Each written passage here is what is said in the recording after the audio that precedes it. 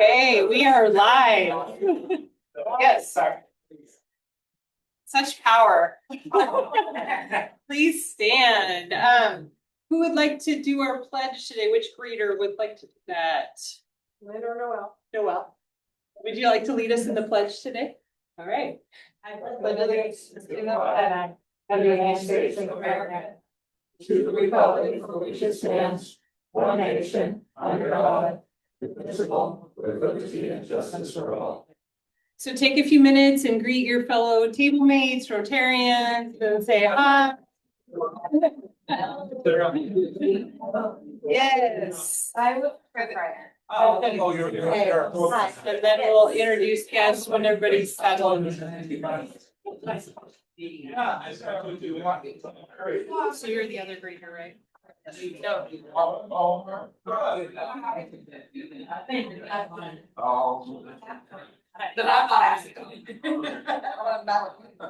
let's start out. Lynn or Noel, do we have any visiting Rotarians today? Do you know? Yeah, we have one. Yes. Natalie, welcome, Natalie. All right, let's go by table and introduce our visitors. Why don't we start in the back with Michelle? All right, welcome, Pam. All right, thank you. How about at the back table? Just Natalie, but we've got some visitors here at the front table, as well as our presenter. So I have Victor Purpey.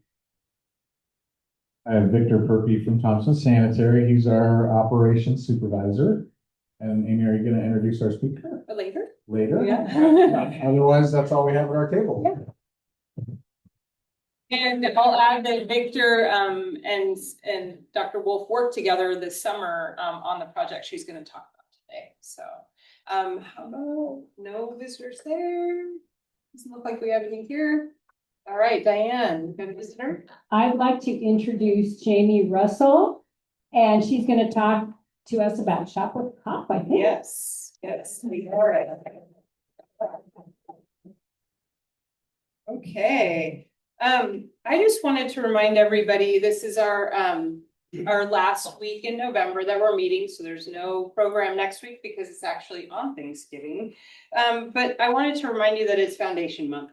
And the Rotary Foundation, I just looked up a couple quick stats on it. So the total spending for the Rotary Foundation in the last year was $344 million. And about 89% of that is actually spent on global grants, district grants. So only like 10% is for operating expenses, which is really amazing in the world of service organizations. And so I just wanted to remind everybody that when you donate, your money is going exactly where it needs to be. And as you think about gifts this season, one of my favorite personal things to give towards is peace, because it seems to be like, holidays are a time that we should all be thinking about peace. And so I like to give in people's names to the Rotary Peace Fellowships. So just keep that in mind as we round out this month.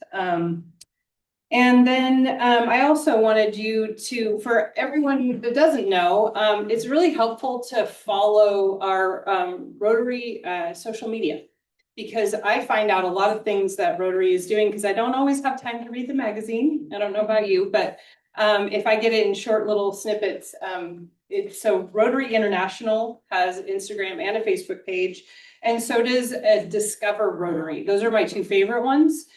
So if you follow those on Instagram or Facebook, they have a lot of great information, and they're putting more and more things on there all the time. So just wanted to remind you to do that. So today, before our program, real quick, Jamie Russell from Lincoln County is going to come talk to us about Shop with a Cop. So welcome.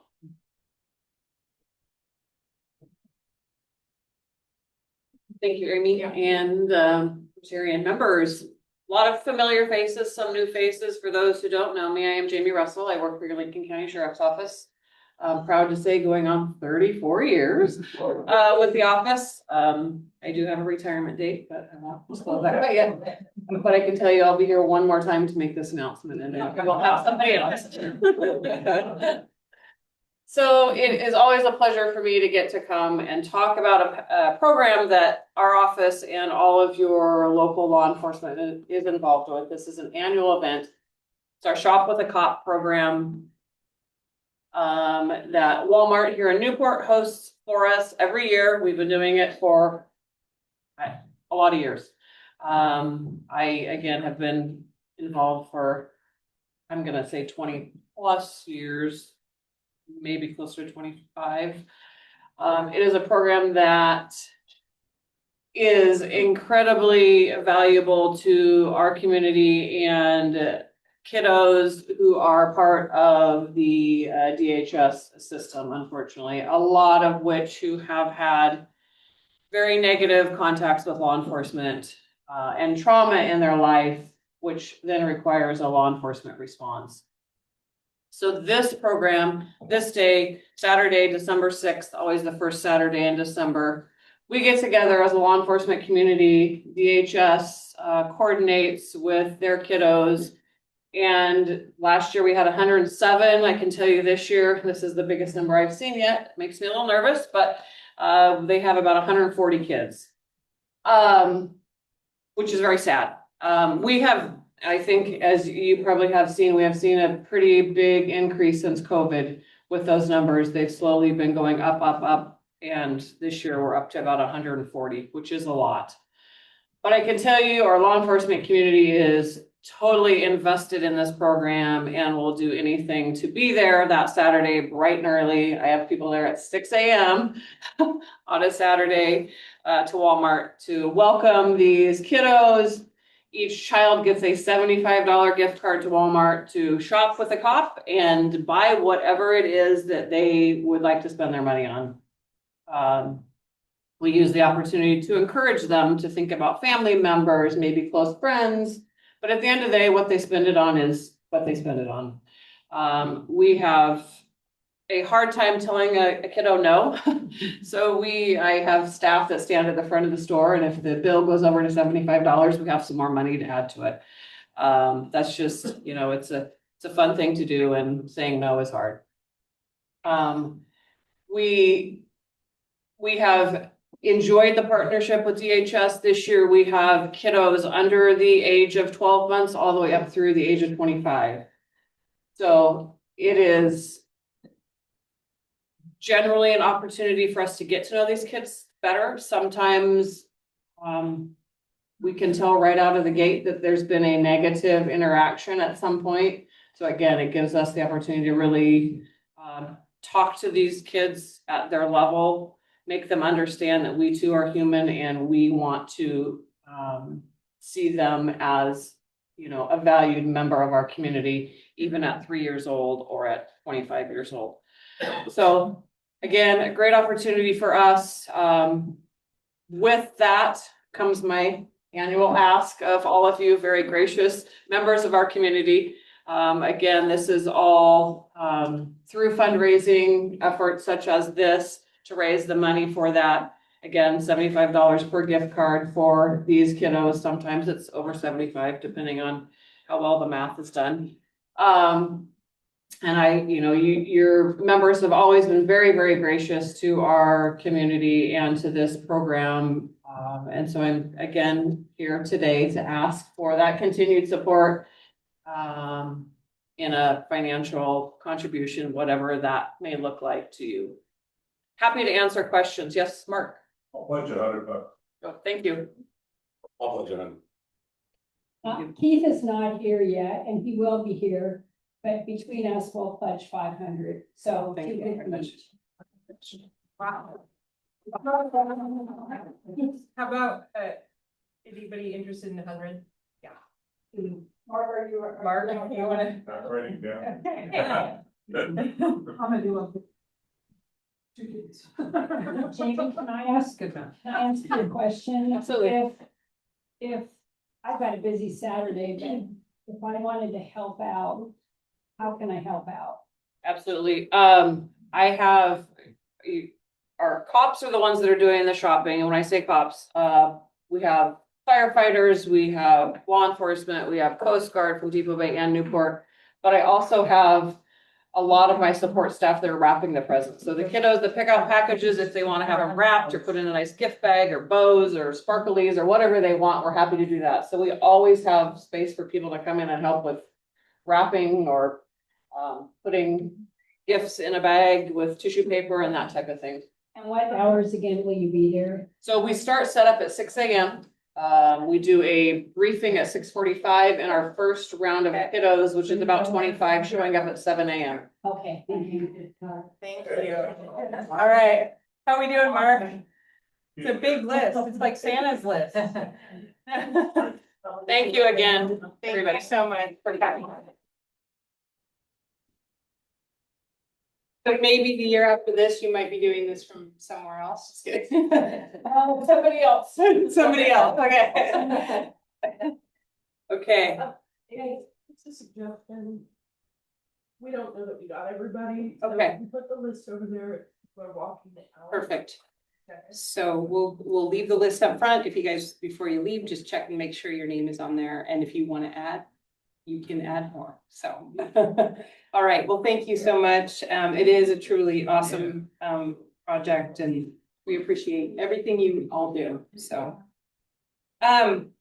so let's get started with our program this week. I asked Dr. Wolf to come and talk to us about this because this is something that Surfrider did this as a project and got some grants for it. She originally was grant funded and now she is the National Seafood and Plastics Project Manager for Surfrider, graduate PhD from Oregon State. And yes, yeah. And it's at our very own Oregon Oyster Farms. And I think you guys will find it very interesting to learn about exactly all the things that it takes to grow oysters and ways we can make it more sustainable. So with that, Dr. Sarah Wolf is going to introduce herself and talk a little bit more about her education and her project.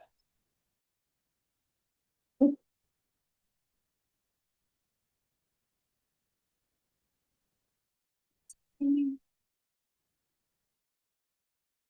everybody see? I'm not as tall. Can you hear me? Okay. Is that good? Yeah. Okay, great. Well, thank you all for having me here today. I actually drove down from Portland this morning to be with all of you, so I'm really happy to be on the coast. My husband has a restaurant up there, so after finishing up my PhD in Corvallis, I moved up there because we're taking over his uncle's place. So, yeah, today I'm going to be talking to you about how Surfrider, our Newport chapter, is really involved in a lot of ocean stewardship projects, but also about my involvement over the past year when I started working with Surfrider and Oregon Sea Grant after grad school. I guess to begin, I just want to give a brief background. I'm the first in my family to go to college. I didn't know anything about like higher education, that I could be a scientist in school and get paid for it and all these things. But my research background was pretty diverse. I kind of had a lot of broad interest and popped around a lot. And so during undergrad, I studied water quality testing in the US Virgin Islands. I wanted to study abroad, but it was a little expensive. So I'm like, if I can go within the US, that's how I ended up through the National Student Exchange at the University of the Virgin Islands. And then as I finished my undergrad, I worked at the NASA Jet Propulsion Laboratory studying spacecraft cleanroom facilities. So the really hardy bacteria, I'm an environmental microbiologist by training, the really hardy bacteria that survive within spacecraft cleanroom facilities. And then I wanted to get back to the ocean. So I came to Oregon. I'm originally from Sacramento. I grew up crabbing and eating a lot of seafood with my dad in Dillon Beach and Tamales Bay. And I studied microbial carbon cycling in response to hypoxia with Francis Chan at Oregon State. And so much of the last 14 years of my life or so looked like this, a lot of lab work, a lot of microscopes. But I always was seeking communication opportunities to engage with the community. A lot of people in my family and my background had no idea what I was doing or what PhD research was. And so I kind of started communicating online via Instagram, especially during COVID, and started partnering with publishing houses because I wanted to look at STEM children's books and be a reviewer for them, because that's kind of how my interest and love of science started as a kid. So fast forward, I finished up my PhD. I really needed to zoom out. I was so deep in the biochemical weeds that I looked for an opportunity to kind of see where the science goes. And so Oregon Sea Grant approached me and they were like, hey, we think you'd be a great fit for Surfrider in this project. And so I did a 1-year fellowship. It was called the Natural Resource Policy Fellowship. And that's where kind of a postdoc or someone after graduate school can partner with either a state level natural resource policy agency or a nonprofit. And so if any of you know Charlie Plyben, he wrote in a grant proposal and got it. And so I was the one he hired to take on this project of Yaquina Bay aquaculture marine debris. So that project started last October, just wrapped in September. And then I'll tell you a little more about our continuing work after I share more about the project and Surfrider. I love history, and so I don't know if everybody is familiar with Surfrider here, but Surfrider was founded down in Malibu in the 80s because there were some surfers who were trying to fight coastal pollution. And since the mission has continued to stop pollution, but also evolved, but the Surfrider Foundation is dedicated to the protection and enjoyment of the world's ocean waves and beaches for all people through a powerful activist network. And so when we're working in policy or when we're working in community partnerships, this really does kind of set us apart from other environmental groups because we really also take into consideration the end users, the fishermen, the people who like to surf and enjoy the beach. And so that enjoyment part really helps us think about working ecosystems where people can also thrive on our coastlines. And so the priorities of our organization is plastic reduction, ocean protection, beach access, coast and climate. We just had a really big meeting over at Rogue the night before they announced their closure, talking about the Beverly Beach and Highway 101. So that kind of shoreline erosion is also something that we do deal with a lot, and as well as clean water. So what we look like on the ground, we have 10 different regions. We're kind of all over the place, 80 chapters, as well as 140 student clubs. So those might look like high school or college students, and over 50,000 members. So here in Newport, I don't know, does anyone know anyone in the Newport chapter? Okay, a couple, yeah. So here in the Newport chapter, we have some like signature programming that our chapter really engages in. One is beach cleanups. Another is the Blue Water Task Force, which is a water quality testing program. So every other Sunday, we have volunteers going out to 14 different sites. You can kind of see this where they test the water regionally. And then we also report that out to the public. And then if there's something that needs some action that needs to be taken, we're also sending that to state agencies, as well as advocacy. So this was a picture from our Hill Day last year, where we had volunteers meet with Congress people and tell them about things like clean water, which was we had the most signatures in a bipartisan way for the beach bill this year than we've had very, very long time. And then also the Otter Rock and Roll Youth Surf Contest is really one of their like big signature events. Some more programs at Surfrider that the Newport chapter doesn't necessarily engage as much in, but there are rooms for growth depending on volunteer interest. We have an ocean-friendly restaurants program, and that just means that you're nationally recognized in terms of your plastic usage. There's a criteria. And then also ocean-friendly hotels. So that's a newer program. And actually the first ocean-friendly hotel was up in Astoria and Long Beach, Washington at the Adrift Hotel. We also have an ocean-friendly gardens program and climate action program. So this is a picture of Surfers Point down in Ventura. And you can see like where they tried to do some hard armoring, that the bike path was falling into the ocean. And then after years of grant writing and projects, we were able to restore that into like a really nice nature-based solution for a new bike path. And our Newport chapter is also seeking to recruit volunteers for our ocean-friendly businesses. So if anyone is in the restaurant business or hospitality business and is looking to sign up to become an ocean-friendly restaurant, it's free. Or to recruit others. In Portland, our chapters have been doing little walkarounds to different restaurants, talking with people. So that is something the chapter is actively recruiting for. Okay, so I was hired to address this problem. I don't know, I'm assuming many of you have seen yellow rope on the beach or maybe some polystyrene foam, but ultimately the chapter had been dealing with this problem for a really long time. And Charlie wrote in a grant to try to figure it out because surprisingly, Oregon has the best laws in the nation for encapsulated foam. So that's why the policy fellowship existed, for me to kind of do some investigating. And we wanted to avoid some type of problem like this. This was Lighthouse Beach in 2014, where a dock blew up on the beach, essentially. It looked like it snowed. And so this is kind of something that we show the enforcement agencies, like, look, if this doesn't get handled in a correct way, or we have these great laws, but this could happen downstream, which is like catastrophic. It's like impossible to clean up all of those pieces of polystyrene. So at our volunteer cleanups, the kind of three most pervasive types of marine debris that we were finding from the oyster farm were, one, the expanded polystyrene, two, the yellow rope, and the mesh bags. And so there's kind of been this existing, what we call accountability gridlock, where the oyster farm was polluting the estuary, our volunteers would clean up, Thompson's would comp the disposal because we're a great organization full of volunteers, or we would dump it somewhere. But there's a lot of very large pieces of foam that we're talking about here. And there's no enforcement and a repeated use of these problematic materials. And it was just like, this is exactly what the policy fellowship aimed to address.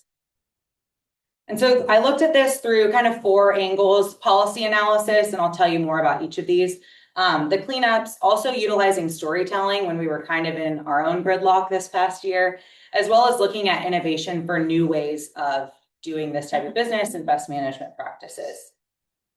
So like I said, Oregon has the best laws on the books. The Canadians are trying to actually emulate our laws, which they're like, how's it working? And we're like, it's not.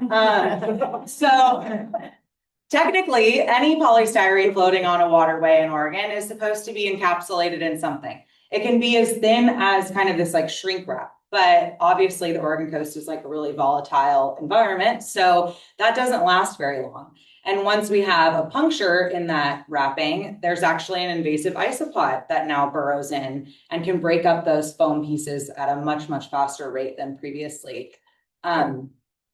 So when I got into this, I'm like, why do we have these great laws, but nothing? Like, this has just been a persistent problem in the community for like 20 years.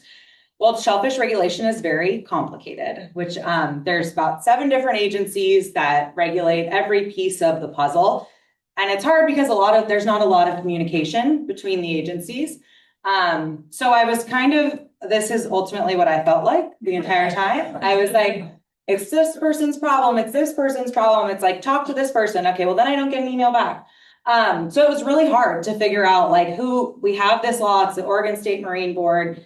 The Oregon State Marine Board was like, yeah, well, we don't know who technically is in charge of it. There's things around the permits, legacy permits. So there was really no get around, and we felt kind of at a full stop. But in addition to that, we wanted to clean up, and it wasn't really fair for Surfrider to pay out of our budget in Newport, or the haulers to help comp, or just the county to help comp. So something needed to happen where we partnered with the business. And so as a Sea Grant Policy Fellow, like, I didn't really know that I was getting hired to work in terms of like one business on this project. I was thinking this was a broader state level problem. So I wasn't like super comfortable. Like, I'm not going to report Oregon oyster farms and like, we're not filing a lawsuit as a Sea Grant Policy Fellow. That's crazy. So I'm like, we need to obviously work with them if there's no policy enforcement. We wanted to host cleanups. I made punch cards. We were like ready to go. And then the county and the haulers were like, wait, we can't host a cleanup and deliver these trailers and there'd be no repercussions on the other side. So ultimately, the county wouldn't issue a warning to Oregon oyster farms. And so they sent little old me in to go tell Lou, like, hey, we really want to help. We have all these volunteers, but we really need your help. So can you participate? Can you help match some funds? And ultimately, he was really amenable to everything that we asked for, and we became a really great partnership. I had lunch with him last week in Portland, but we really needed to kind of shift our focus on like, okay, if the policy enforcement isn't working, if we're not even going to be able to host a cleanup all year, if that didn't work out, then we need to start telling the story of this problem and garnering maybe some other means of change, because we can't just like keep having this problem. We want to shut it off at the tap. And so that's really what Surfrider does very well, is kind of becoming that agent of trust to drive lasting change. And so this looked like partnering with the farm to clean up legacy debris, which I'll share a little more with you about.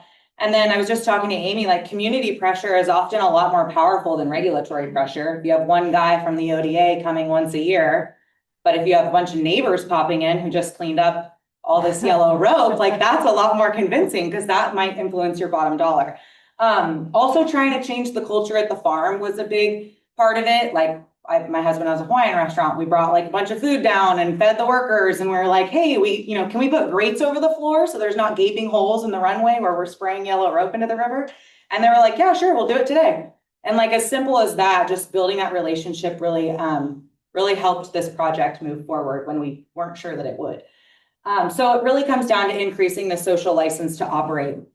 And that's kind of a term that is very popular. It's on the Pacific Coast Shellfish Growers Association's priorities for the next 2 years, where it's really creating ongoing trust and acceptance from neighbors, communities, partners that sustains shellfish farming and allows the industry to grow. And so kind of telling Lou this is really important, talking to the farmers, saying this isn't something that's like given freely, it's something you have to earn every day, and it's very, very easily taken away. And so kind of trying to figure out how we could get that message across, partner with the farm, and hopefully help them out in the long run too.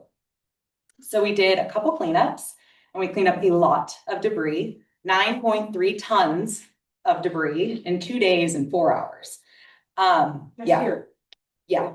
So there was 2 cleanups. One was in Pool Slough. So that was the first one. Doll Disposal partnered with us on that one. We had two very large dumpsters, as you can see. And then also they did a tire disposal. But I like this picture in the bottom right, because this is actually, you could see the neighbor of them over at Pool Slough. And he's like, I've had this problem for years, but they walked down. We also did an oyster cookout after. We got a bunch of beer donated, and then they actually got to talk, and like creating that space was really important to building that relationship. And the farm hands, like everybody was out there working together. And then we did another cleanup at Halfway Park, so just right across from the oyster farm, where we cleaned up another 8,710 pounds. And that was in partnership with Thompson Sanitary Service. And that was a lot smaller debris. That was a lot more granular, like it gets washed up in that small park area. But then there were also very large pieces. If you can see here with the group photo, that's a huge piece of polystyrene foam that's standing in front of us that we just lifted out of the wetlands. And there's Lou also, he got in there, and then everybody who volunteered got like a dozen oysters to take home. So again, like increasing that social license to operate. So like I said, a lot of this was built around these like casual spaces that we created for community members and the farm hands and those people to come together, talk. We did an oyster cookout. He gave people oysters to take home. We had beer donated from Rogue and Pelican, and that was a really big success. And that was a clip from a short film documentary that we created to document the project, because we wanted to keep applying that community pressure and also thinking about forward solutions. And then I've been posting on Instagram and doing a lot of science communication work around this project the whole time as well. So right now we have some alternative materials than what he was using a year ago in the water, trying it out. We have some much harder EPS encapsulation, so like an HDPE, almost like a tote, but that might last upwards of 20 years, whereas those floats right now are lasting maybe like 1 to 2 years. Also some alternative rope materials and biodegradable mesh bags. But the real kicker is that like these mesh bags are 16 times the price of what his bags cost right now, which are already expensive for oyster farmers.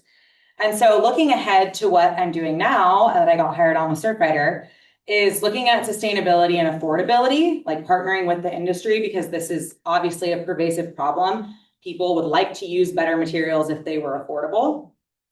So this is an example of the polystyrene dock. Once that outer layer is kind of punctured, the top piece is actually where those invasive isopods are eating the foam and breaking it up even more. So Lou said these floats used to last him around 9 to 10 years, and they cost like, I don't know, 15, 20 bucks. Now they last 1 to 2 years and they cost $100. So it's not even like economically viable at this point or environmentally sustainable. So that's where we're really trying to kind of get in at that angle and work with them, and also beyond Yaquina Bay. So I've been meeting with farmers up in Netarts, in Washington. I was just in the Mid-Atlantic and Chesapeake Bay just last weekend, talking to farmers, and they all have wish lists, like zip ties, different color ropes, and bags are like the top of their list. And so Surfrider is really trying to get in at this angle of single-use plastics within the seafood industry. Obviously, those big HDPE, yes, they're plastic, but they're going to last a lot longer and they'll be really sturdy.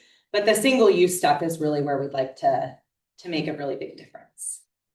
And so now I'm the seafood and plastics project manager at Surfrider. This is a 6-month contract because I was nominated for a mid-career science fellowship where I would get a grant for 3 years to do a full life cycle analysis, as well as partnering with a materials innovator at Nike to look at some different materials for these types of single-use plastics. We're in contention and we'll find out in January if we get that funding. But we've pitched also, like that's a part of my salary for 3 years. And so we've pitched the organization, Charlie and I, that Surfrider could really use some more educational tools around this, like in the Pacific Northwest. We're very lucky. We have a high seafood IQ, Surfriders all over the country, and not everywhere has that same ability to talk about seafood. And so making sure there's some really good positionality around Surfrider and getting really good messaging out to our staff and chapters so that they can talk about seafood in a way that lifts up these people that we're talking about, we want to protect and enjoy. So in a way that we can coexist and work well with the seafood industry, as well as we're identifying pathways for additional funding for a 3-year project where we'd highlight some other case studies. So continue the case study here in Yaquina Bay, and then perhaps maybe like Texas is really cool right now, booming with oyster stuff. The Northeast, we have major net problems in Hawaii because we actually partner with NOAA to get helicopters to come pick up all the nets for our Surfrider chapter in Hawaii. So we're just looking for ways to kind of expand this work across our network. Yeah. And so I guess in conclusion, this has been the most fulfilling work I've done in my career for sure. But I think a lot of that has to do with like those early childhood experiences. And so growing up eating oysters in Tamaulipas Bay, it's like my days where I get to go out at the farm and help harvest and throw Kolsch bags and like try to get in there with them. It's like those are the best days for me. So thank you for the opportunity to talk to you all today. And I just wanted to share a couple opportunities to get involved. You can become a Surfrider member. It's technically donate what you want. If you wanted to put a penny in our headquarters in San Clemente, you could be a member. It's a minimum of $5 online. And then that also really helps our Newport chapter, like when it comes to numbers and money from headquarters funneling down. And then also we have volunteer opportunities for our executive committee. I was telling Amy, different businesses can sponsor cleanups, or groups can sponsor cleanups and partner with us, or also sponsoring projects. So thank you.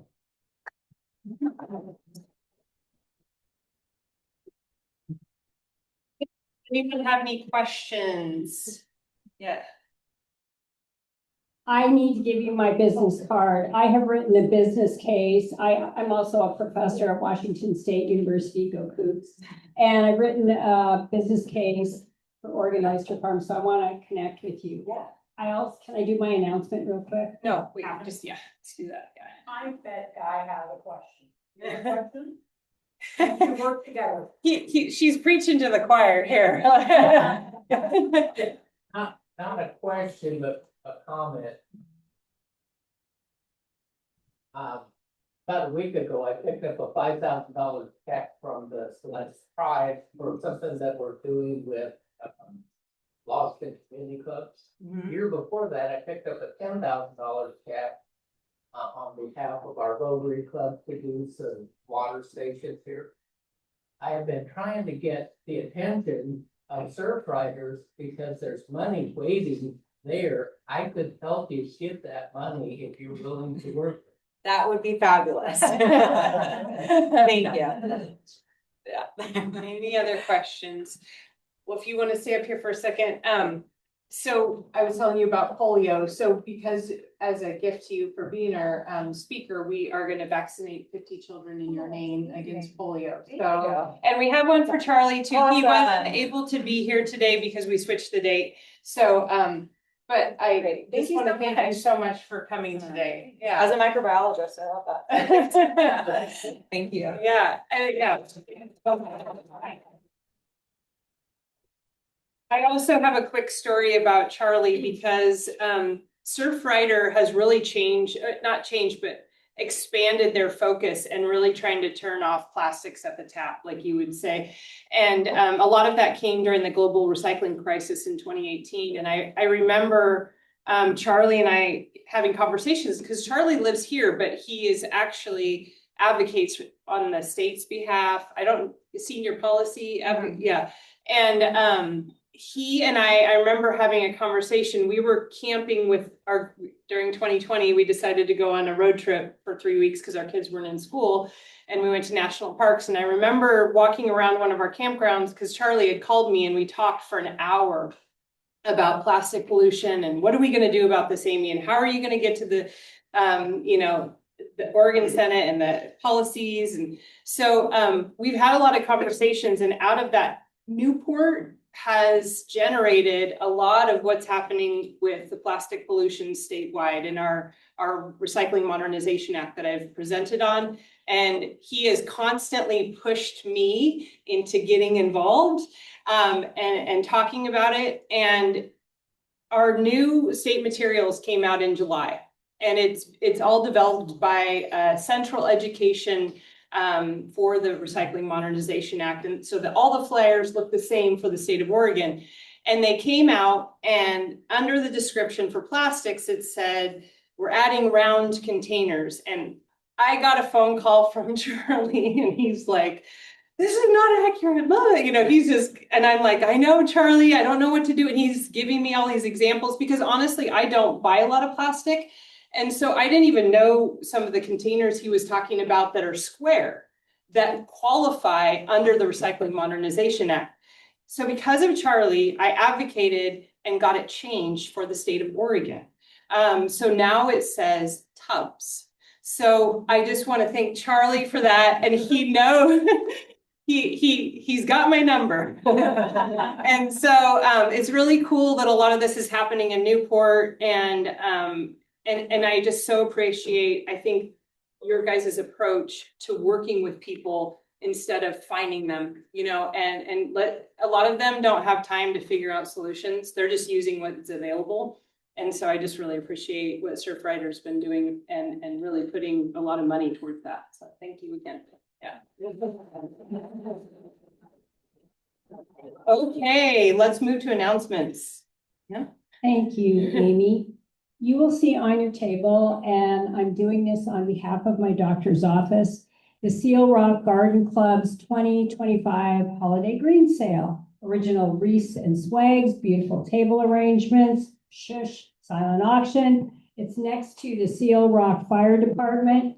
It's on December 6th from 9 a.m. to 1 p.m. Don't miss this opportunity to find the perfect accent for your celebration, and cash and credit cards, etc.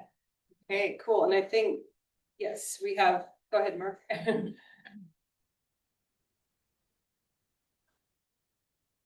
It's a little off topic, but I have never seen a SpongeBob cartoon. But I went to the musical this last weekend and it is awesome. So you get a chance to know this weekend and next weekend. No SpongeBob, huh? No, lucky you. No. I know Chuck has an announcement for Natalie, right? Yeah. I'd like to announce that again for Natalie from the Lincoln City Rotary Club. They're selling wreaths for the North Lincoln County students for scholarships and programs that they do. I can't remember if you said they're starting to run low, but you need to order today. Contact her via the email or phone. Yes, awesome. And I think Michelle has an announcement behind you right there. Awesome. We'll just pass it around. So as you all know, we've been out ringing the bell for about a week already, and so I just got registration this morning that the Thompsons are gonna ring at the Yeah. beginning of December, so the gauntlet has been thrown down. Last year, I think they were the only Rotarians that rang, so there's a challenge. Yeah, there you go. All the money that's raised here in Lincoln County stays in Lincoln County for us to keep our doors open and keep serving our neighbors in need. Our theme this year is Give with Joy, so yeah, come out, have a smile on, ring some bells, dance, sing, do whatever, dress up like the Thompsons do. It was a lot of fun. Rob ran into a high school friend that he hadn't seen since Yeah. high school, and he lives here. Yeah.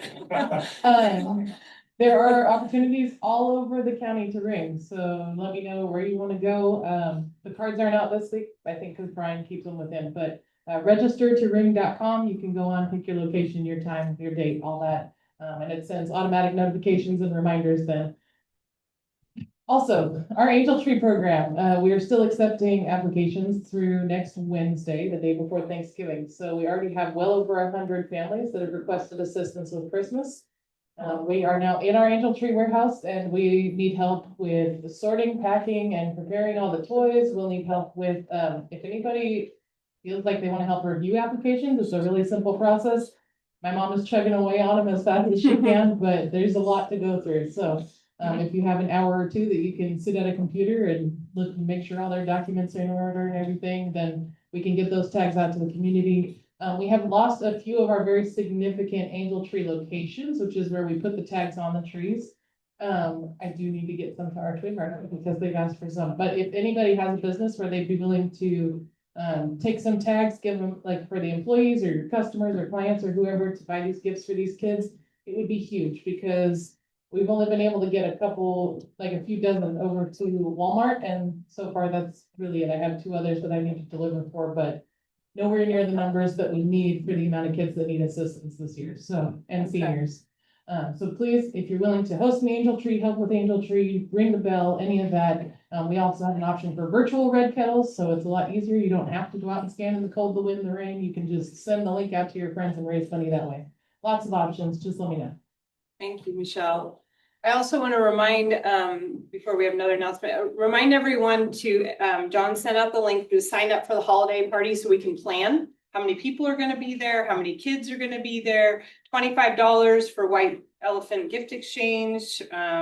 But you can look in your attic, that's just the most you can spend. You can spend $0 if you have something really fantastic that you want to bring.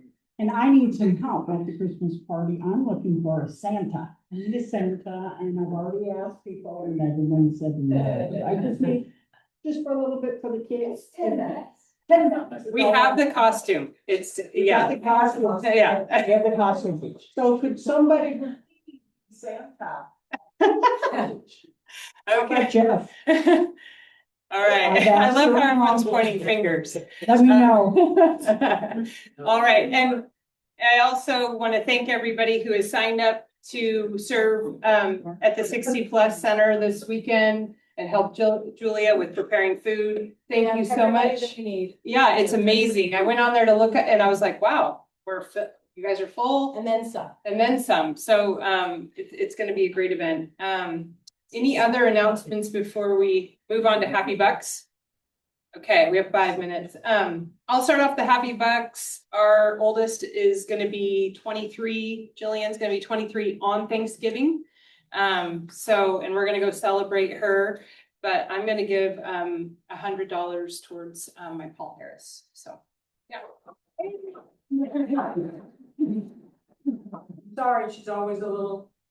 I know. Yeah, yeah. Yes. Spencer. When Angela and I were in Scotland and England, I won the 50-50, and I also won the football pool that was set up. And I didn't know that. I came back, people kept on handing me checks and money. And so I'm gonna donate $100 to my Paul Harris to give some of that back. Thank you so much. Anybody else have birthdays or anniversaries or just happiness? There's a lot of good things going on in our community, and I think we need to keep remembering that even when we have some challenging times. So, yeah, Mark. just to let everybody know, we pledged $2,400. Shop with shop. Oh, wow. Wow. Okay. All right, well, it looks like, oh, Don's birthday is tomorrow.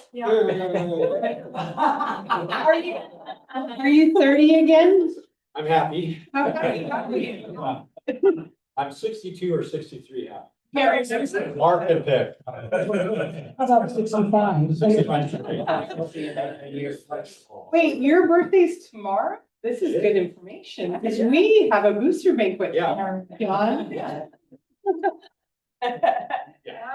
Mark, John Clark online would like to add an additional $100 to the shop at the cop. Oh, awesome. Awesome. Perfect. Yeah. Okay, so Keith said the first time we did it was 600, so 2,400 is a little bit better. 2,500, yeah. Wow, you guys, nice job. Very generous. So we have, John and I and Rob are all involved in the Newport High School Booster Banquet tomorrow night. So if you haven't gotten your tickets, you would like to go, but right now we have 200 people registered. Last year we raised $150,000 and $100,000 of that went to a trainer that we hired for the high school so that we keep kids safe. So should be fun. And What are you working on this year? same thing, trainer, because we have a 3-year commitment to keep that trainer here. And it's about $100,000. So each year. And there's food, really good food. There is really good food from 8 different restaurants and Megan. So it's a really good, it's a fun time. The theme is around the world. And I just had fun putting together the playlist last night that I would get to listen to, like went back and looked at some old songs that have something to do with celebrating our world and all the different cultures and all that kind of stuff. So anyway, yeah. Well, looks like we need to do the 4-way test. Would you like to take us out? Oh, 50-50, sorry. Haven't done this in a while. I've been practicing. The money. The membership incentive, today is Doug Hunt, but he's not here, so next week it will be $10. Okay. All right, social media winner goes to Al Fitzpatrick, $5. Awesome, good job. And then the 50-50 today is worth $78.50 to the winner. Right.